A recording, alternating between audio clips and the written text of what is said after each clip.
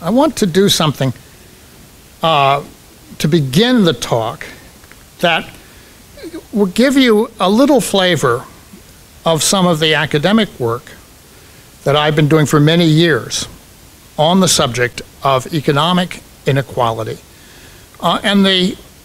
This work has been entirely focused really on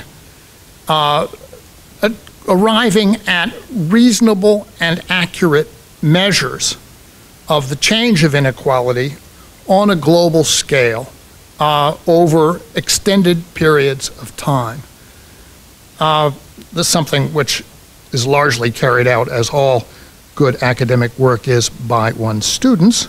But the professor has the opportunity to present it and talk about it and claim it for his own. That's in the nature of inequality, you know. We have, over the course of some years, put together what we believe to be about the largest consistent set of inequality measures available anywhere in the world. And it's possible to, this is estimated household income inequality, as you can see, and it's possible to represent them decade by decade in a very simple way on a map with a color scheme that runs from the blues for relatively low inequality to the yellows and oranges and reds for the highest levels of inequality. This is the 1960s, and you can see nothing terribly surprising about the pattern. Countries of the developing world, such as we have measures for, have high inequality. Those of the developed world are much lower. But as you go through time, the 1970s and into the 1980s and into the 1990s and on to the 2000s, you can see that the world has indeed changed. And I think this is a simple and I hope relatively persuasive illustration of the extent to which we have experienced a rise of economic inequality all around the world, with only a very few countries managing to withstand that particular trend. I'm going to come back to this a little later on, well, at the end of my talk, but I just wanted to give you that by way of illustration, and that's at a global scale. But I should like to bring it very quickly back to the level that one can see and feel directly. And it's, I think, especially interesting to talk about this topic here in Seattle, because this is a city where so many of the conundrums and issues relating to economic inequality are in plain view. This is, after all, the hometown, or in any event, the home county of a man who has widely advertised to be the wealthiest in the world. Esther's and my college contemporary. Although I don't think that's entirely accurate. I think it would be more fair to say that he's, or is or was the wealthiest man in the world who was subject to reasonably accurate accounting and reasonably transparent disclosure.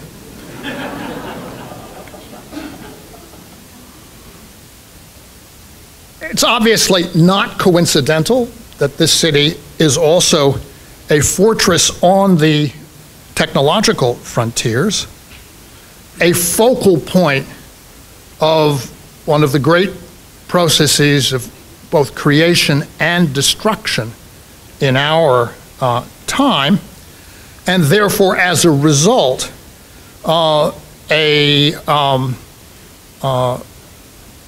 place which is marked by the particular type of extreme wealth accumulation that technological revolution is capable of producing. One of the conundrums associated with that is that this is a city with a reputation of being, from a political point of view, reasonably progressive, in a state with a similar reputation. Although I deeply suspect, from having spoken to friends here, that it appears this way more to people on the outside than to people who observe it very closely. And yet, it's also a city of vast gaps between the wealthy and the poor, of unaffordable rents, displaced people, and as everywhere, of an enormous racial divide. So the kinds of things that I study from a very dry and almost abstract point of view are part and parcel of the lives of you who live here, as they are of the lives of so many of our contemporaries in this country. Let's take up this question from a more theoretical perspective, and I want to begin to do that by offering a contrarian thought, which is that at the least, economic inequality is not an unmixed evil. It is, after all, inequality is, after all, a universal condition. There never has been any society that has successfully eradicated it entirely over any lengthy period of time. Efforts to do so in our lifetimes, in the China in which my wife grew up in the 1960s, for example, or in Cambodia in the middle 1970s, were notorious and epic catastrophes. Nor are even the vast rewards that flow to successful technological innovation and entrepreneurship necessarily a bad thing. The Harvard economist, we'll come back to Harvard one more time, Joseph Schumpeter, about 60, 70 years ago, stressed that these rewards have an effect on the larger society in that they draw a great many people of talent into endeavors and competitions that only a few can ever hope to win. But in doing so, they concentrate and focus the activities, the brains, the energies of the society in particular ways that advance technological progress more rapidly than would otherwise be the case, even though most of the people who join in this challenge, in this struggle, in this race, are going to fall by the wayside and end up with few, if any, of the rewards. Progress, in other words, requires its victims. And there is perhaps the somewhat consoling thought that at least technical monopolies rarely last all that long, since the forces of technological progress continually open up opportunities to destroy that which has just been created. And there are intrinsic advantages to enterprises that attack old problems from a new perspective and without the baggage or the pension commitments of the previously existing firms.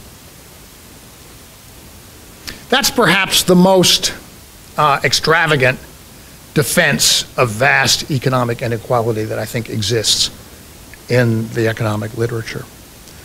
If you look at the other great economists of the past, they tended to hold at least somewhat more tempered views, even if they were basically oriented to the free market.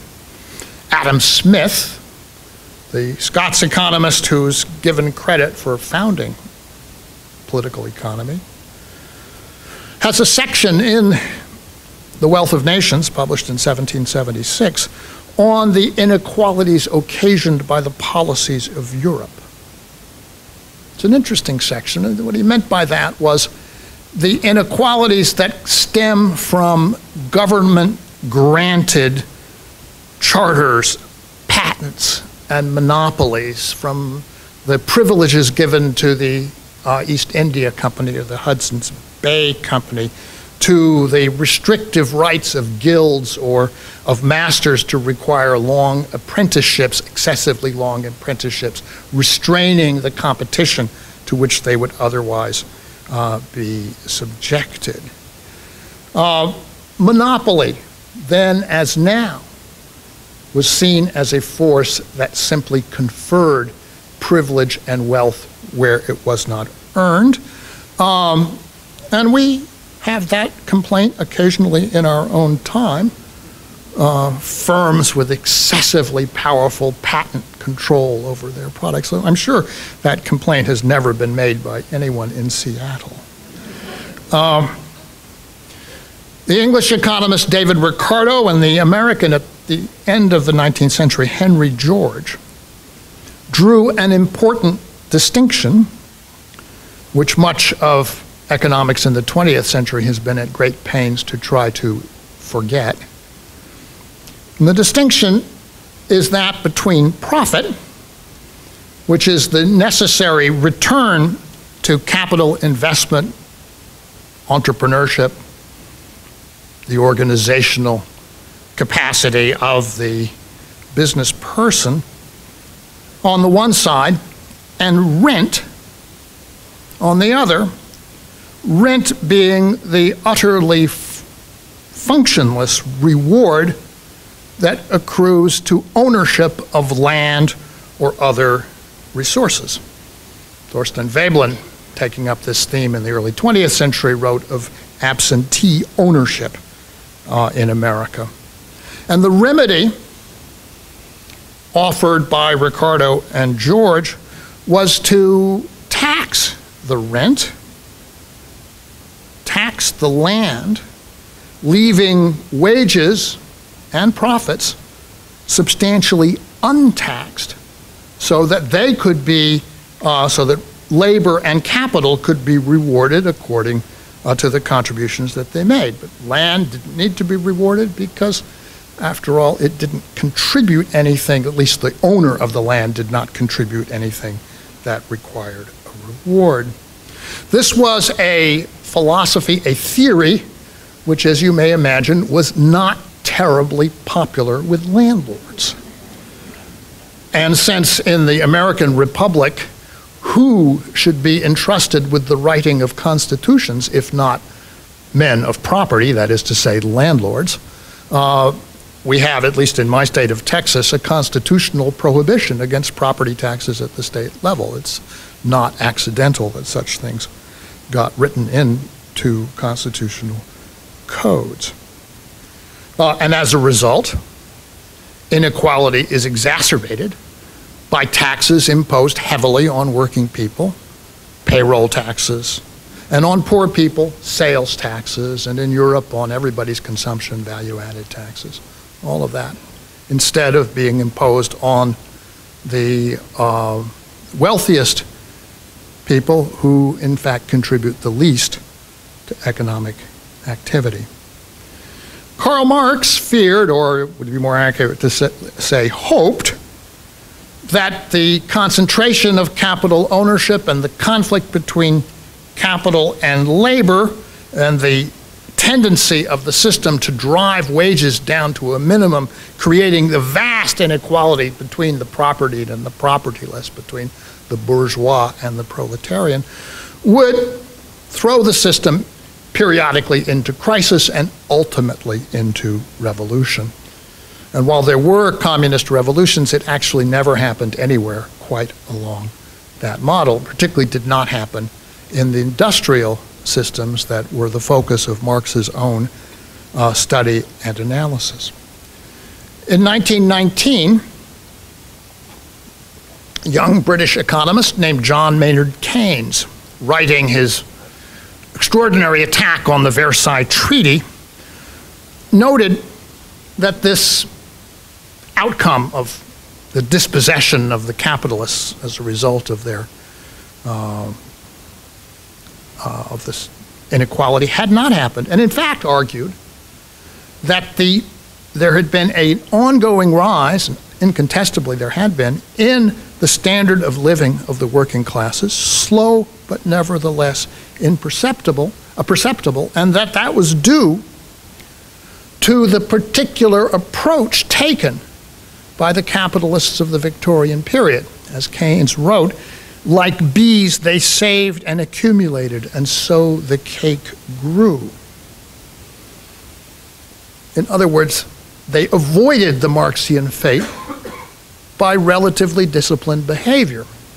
The problem being that that behavior could not always be relied on, and the First World War had demonstrated to everybody that it could go badly wrong. And that, it seems to me, is the problem in a nutshell.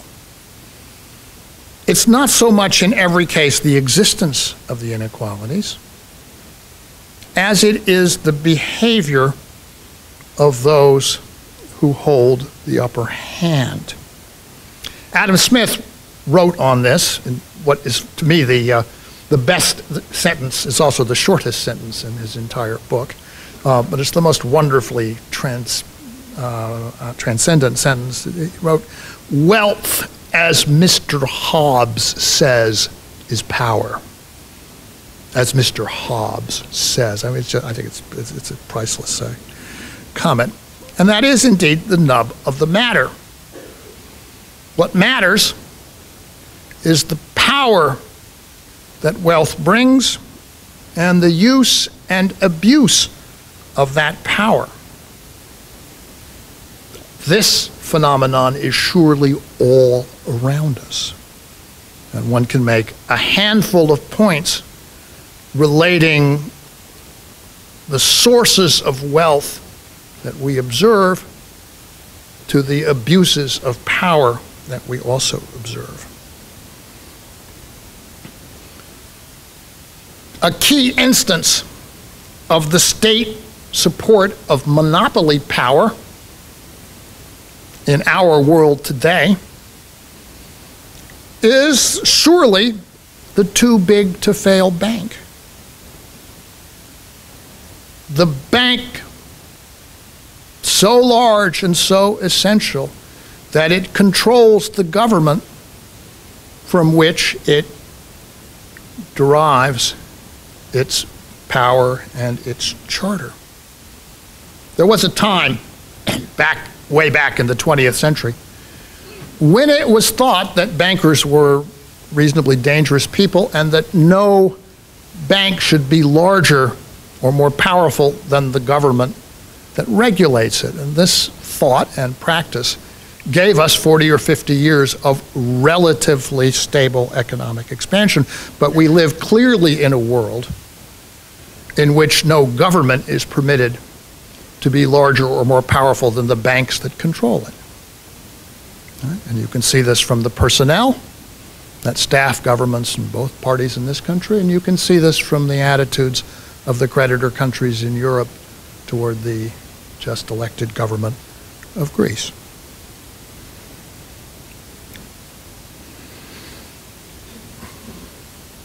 The key, or at least one, perhaps of many instances of power derived from rent, from the rental incomes, and particularly in oil and coal,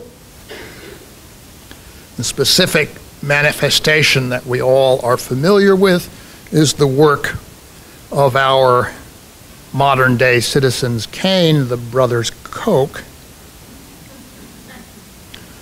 who have taken on the rather interesting challenge of coming to control the state legislatures of a preponderance of states in this country. That's to say, applying their wealth to acquiring politicians on a retail level, with the result that the House of Representatives has become an institution whose political control cannot be changed by the effective action of the voters because of the redistricting process. And that will be true for a generation or longer unless something dramatic happens in the politics of this country to rein in the effective auction of politicians that has occurred. And then there are more generalized and frequent instances of bad behavior by the merely super rich. These would be too numerous to list, although, there are points of amusement. I'm sure I can get a chuckle from you just by mentioning the name of Donald Trump. See, I could. These are examples of people whose presence in society would be enormously ameliorated by the application of very strict income taxation.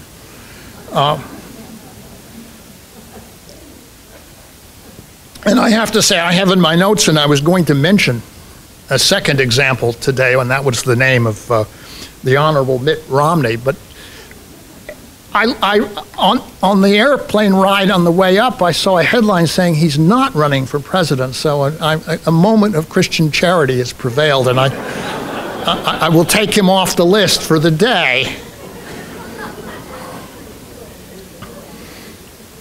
But of course, waiting in the wings, and in fact not in the wings, is my high school classmate Jeb Bush. So it's okay. We're not going to run short of people like this.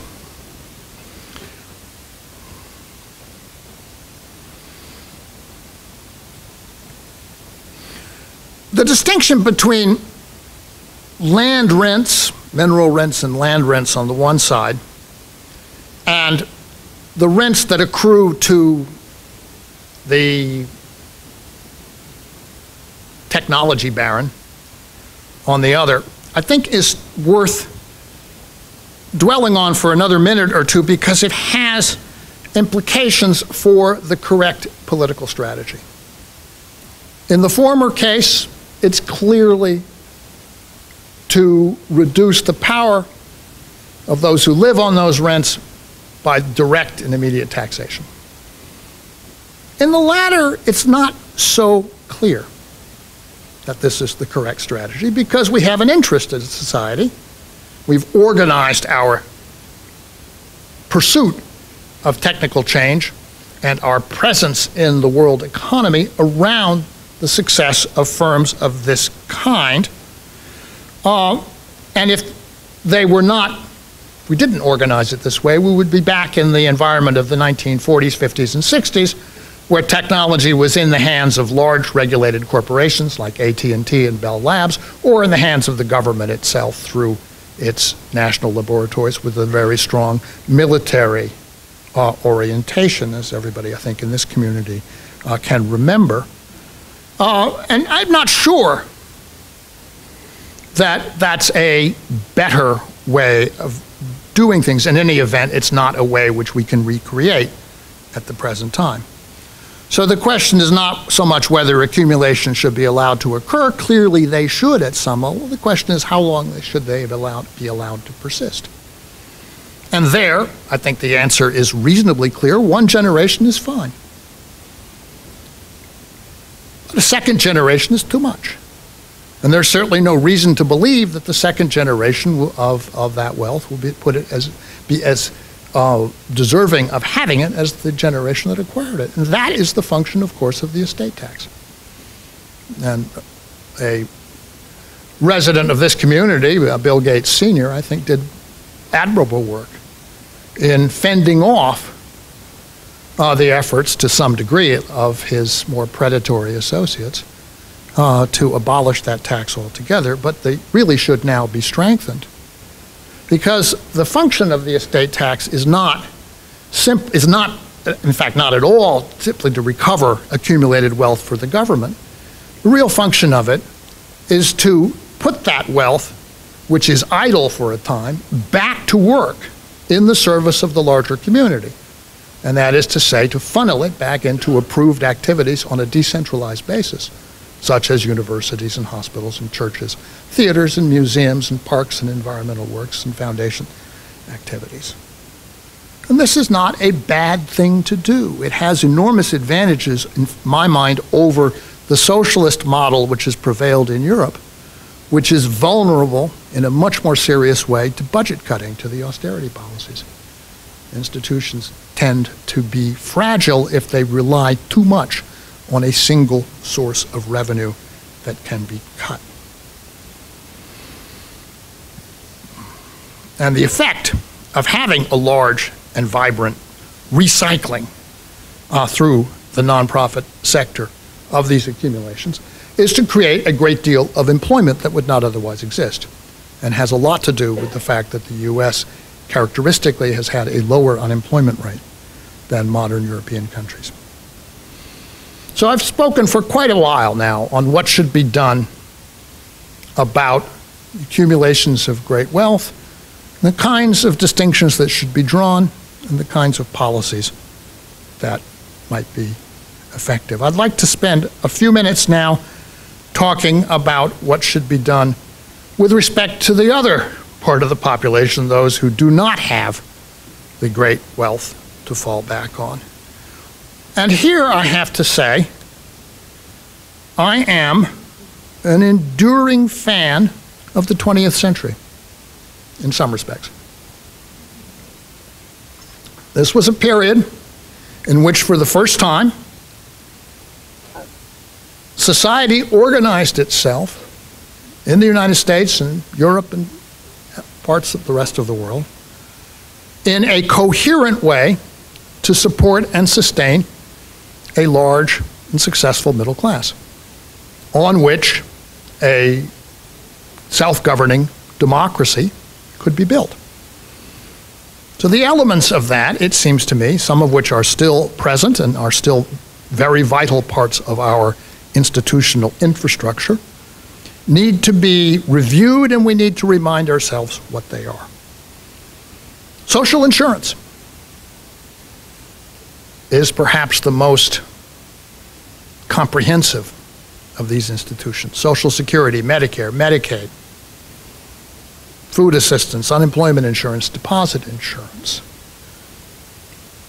disability insurance, an entire spectrum of ways to protect the working population from contingencies that are unpredictable but that everybody will face eventually. Ill health, old age, and other such problems. The value of these institutions cannot be stressed too much. 40 years ago, about 1/3 of the elderly population of the United States was in poverty, often very dire poverty. Today the figure is on the order of 10%, a little less. That's the work of the Social Security system, nothing else. That population lives on Social Security benefits. They are in many cases not adequate. It could be strengthened, but their value needs to be recognized and affirmed because these institutions continue to have enemies. Wage regulations, collective bargaining, but especially in a world where labor is spread out over many decentralized service sector firms, the minimum wage, extraordinarily important foundation of a stable and successful society. Seattle, congratulations, you're the leader on this. But don't rest on your laurels, Seattle. Get out there and proselytize. Right? Monitor your own experience. Spread it to the whole state of Washington, to the whole Pacific Northwest, to everything west of the Mississippi, and then come down and persuade us to enact it in Texas.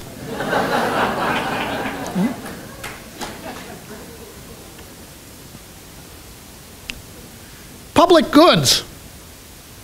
It's an ordinary thought, but there are many things which we consume in common. Environmental quality, public education,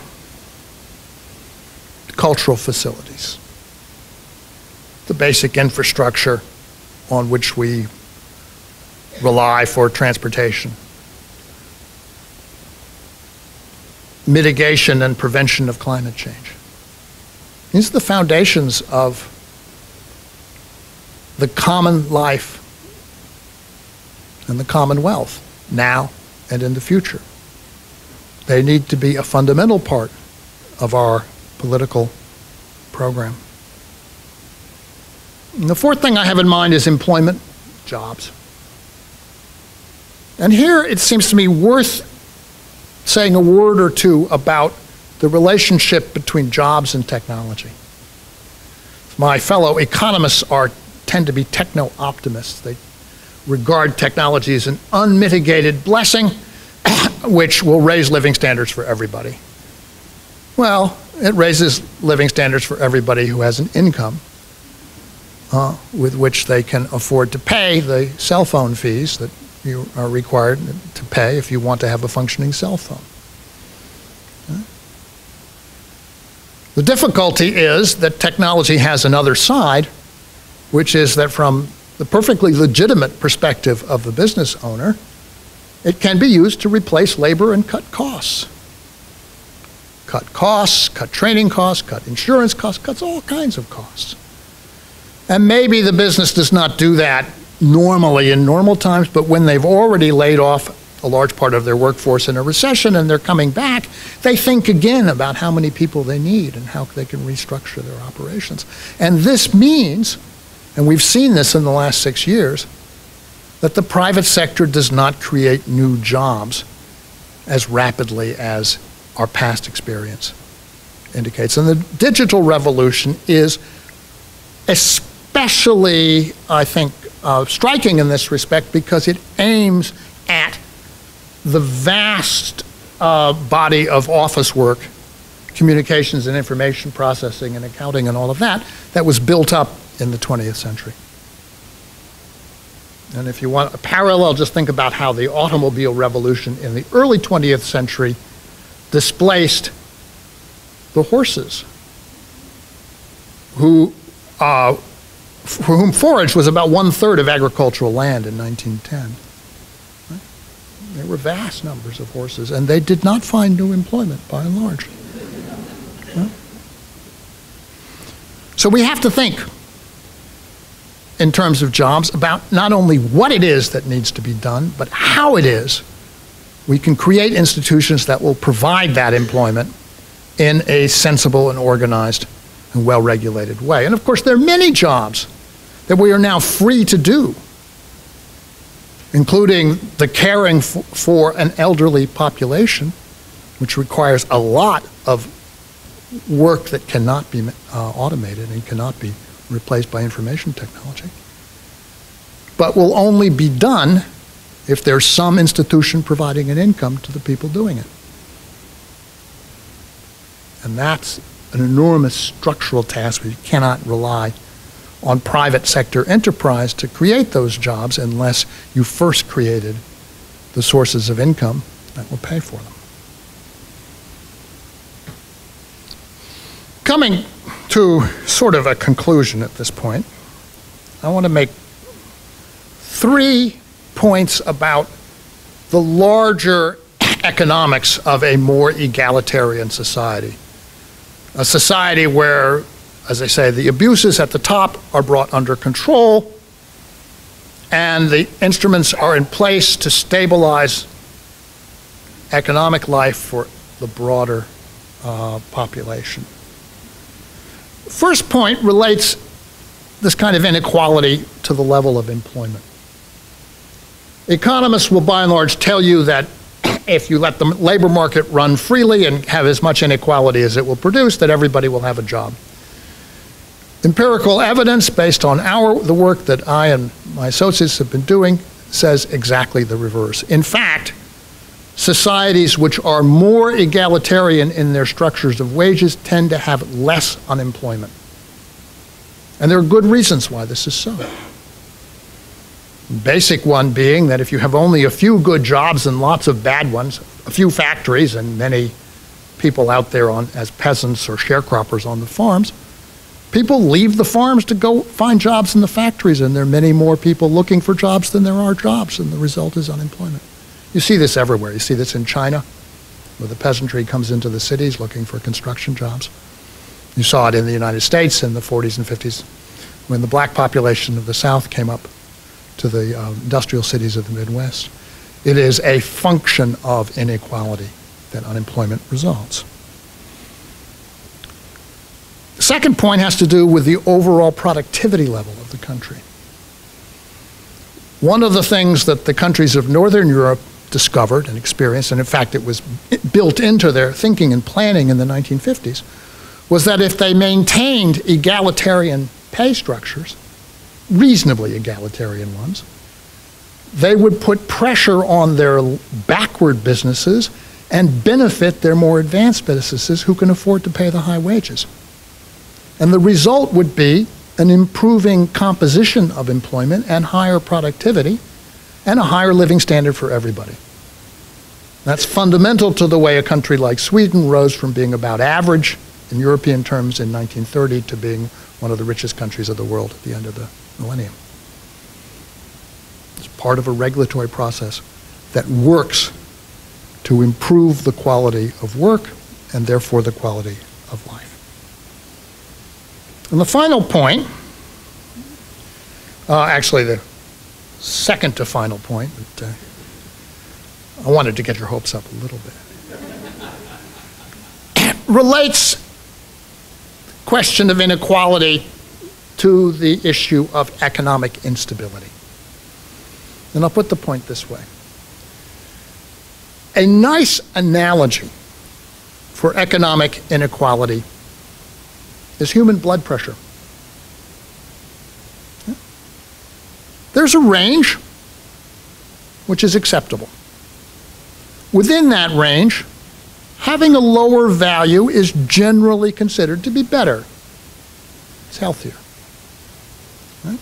It's possible to go below the desirable range, and the result of that may be sluggishness, difficulty getting up in the morning, a lack of dynamism in the economic body. 0, that's for the morgue, it's for the graveyard. Nobody should want to go there. And the final bit of the analogy, which is why I think it works as well as it does, is that when the number starts going up, the inequality number, the blood pressure number, you don't necessarily feel bad. Right? In the economic body, that's a credit boom, but it's a sign that you're heading for trouble. And that crisis, when it comes, can be very severe and very difficult to recover from. And that's something that we have already experienced in the wake of the great financial crisis of 2007 to 2009, and that we will experience again if we don't think seriously about how to deal with this problem effectively and in a sustainable way. Okay, now I'm at the final point. And the final point has to do with the work of a certain, by now extremely well-known French economist, who has made the argument that rising inequality is an intrinsic and unavoidable feature of capitalist society. There is a little difficulty with the argument, which is that it requires you to explain away most of the 20th century. But leaving that aside, I want to show you just a few more measures. And these are not measures of the level of inequality, but of the change over a certain period of time, 6-year intervals actually. And the color scheme is that a blue is a decline of inequality, and the yellows and reds are now increases. So if you just watch how this happens over the course of this period around the world, this is the late 1960s, This is the 1970s, where inequality starts rising in the countries that consume oil. It's still going down in the countries that produce it. In the 1980s, you see the effects of the debt crisis in Latin America and Africa. In the 90s, there we are, that's the collapse of the Soviet Union and of the Eastern European communist regimes, enormous rises of inequality. All the way through this period, rising inequality basically around the world. But then when you get up into the 2000s, actually you see something a little different. You see that in a lot of countries, this is not incomes, this is industrial wage structures, so it's a little narrower than incomes, but it's a kind of precursor for the income data.